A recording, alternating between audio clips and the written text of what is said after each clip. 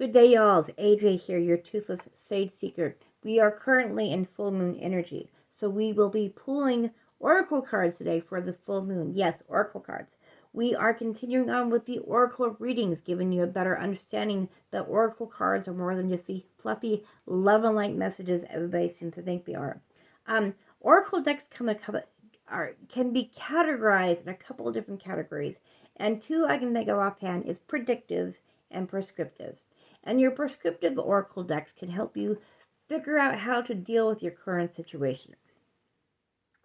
Predictive oracle decks will help you figure out what situation you're in, how to move forward, and what's going to happen in the future.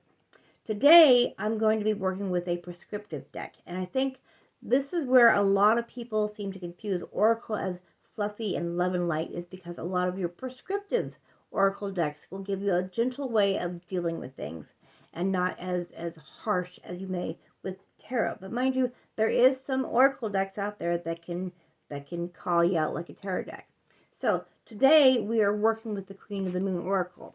And I like using this deck because it helps me tap in with the moon energies, and it is a prescriptive deck. So this won't be telling us what's happening, but it kind of will let us know how to go about dealing with, the energy during this full moon. So what is the message for the collective from the Queen of the Moon Oracle?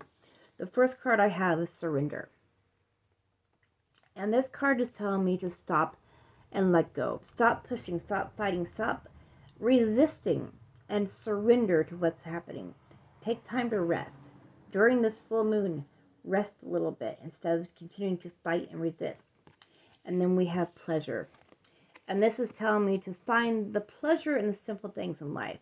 Don't worry about the big things, but there's always these little small things every day that we deal with on a regular basis that can bring us pleasure.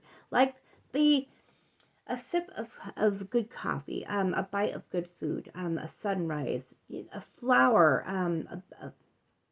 a bee flying by reminding you that life is out there. These simple things in life that we experience. Find the simple pleasures there. And then we have patience.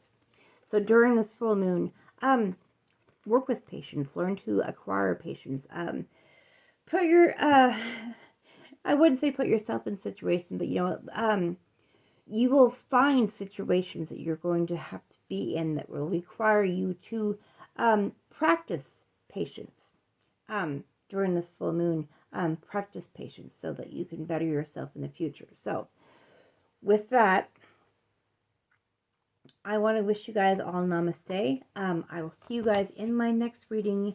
And as always, y'all come back down here.